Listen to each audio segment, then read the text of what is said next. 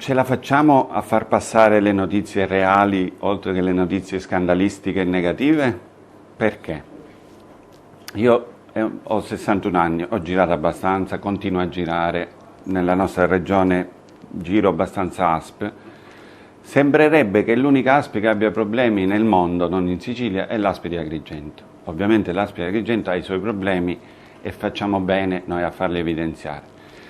Vi chiederei, per il bene della collettività, non per il mio che non ha molto senso, che diciamo anche le cose che vanno, perché è interesse di tutti, se no la gente ha paura, la gente, gli agrigentini avevano paura e qualcuno ce l'ha ancora perché non lo sa, a venire al pronto soccorso. Devo dire pure che avevano ragione, da cittadino oltre che da direttore.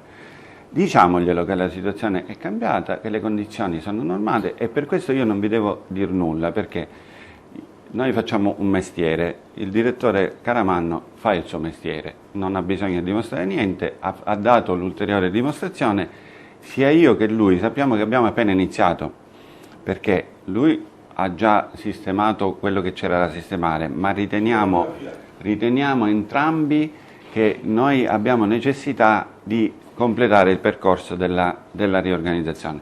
Voglio dire in una sola parola, non abbiamo ancora fatto altro che iniziare. Dobbiamo sistemare una serie di cose anche a monte e a valle del pronto soccorso che aiuteranno il pronto soccorso a funzionare meglio. Il direttore Caramanno sa quali sono alcune, altre di livello aziendale ovviamente ha bisogno che la direzione gli dia una mano e ovviamente noi dobbiamo fare tutte quelle cose che servono per poter fare in modo che il pronto soccorso abbia una sua procedura, un suo percorso regolare. Quindi oggi abbiamo finito. O parzialmente risolti? No, allora i problemi sono risolti. Sappiamo bene che non abbiamo finito di fare rivoluzioni anche organizzative, perché bisogna intervenire a tanti livelli del sistema. In particolare le responsabilità, i posti letto disponibili al pronto soccorso che si fanno in tutti gli ospedali, gli eventuali bis che si mettono quando ci sono emergenze, c'è un piano del sovraffollamento che il nostro ospedale ha e che non ha mai applicato. Sono tutte cose, non stiamo scoprendo niente di nuovo, vorremmo anche qua fare quelle cose che si fanno nel resto del mondo. La tensostruttura e l'intervento per l'emergenza, sappiate che è stato fatto soprattutto per quanto riguarda lo sbarco degli immigrati. Di un'ora fa è la richiamata della prefettura che mi dice che già tra domani notte e domenica, adesso parlerà lei, tra domenica tra sabato notte e domenica ci sarà un ulteriore sbarco, quindi ci stiamo preparando anche a questo. A proposito della tensostruttura di cui parlava il direttore generale, ci siamo resi conto praticamente che non serve, perché in questi giorni abbiamo un po' preso la situazione in mano e abbiamo capito praticamente che con un minimo di organizzazione i posti ci sono per i pazienti in osservazione breve e i pazienti che sono magari qualche giorno.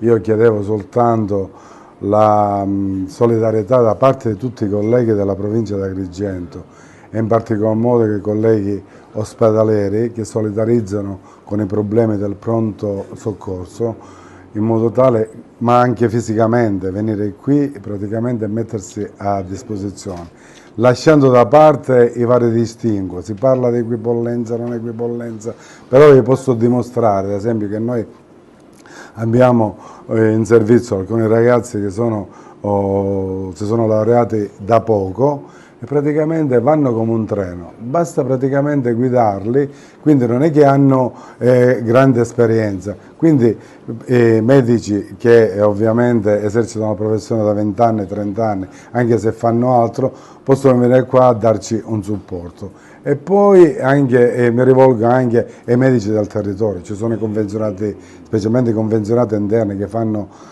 ambulatori, questi potrebbero venire qua a darci una mano di aiuto per quanto riguarda ad esempio la stanteria e fare da supporto ai medici esperti. Quindi lasciamo perdere tutte le scuse pretestuose dei miei colleghi, devono essere molto più solidali. Lei perché ha accettato l'incarico?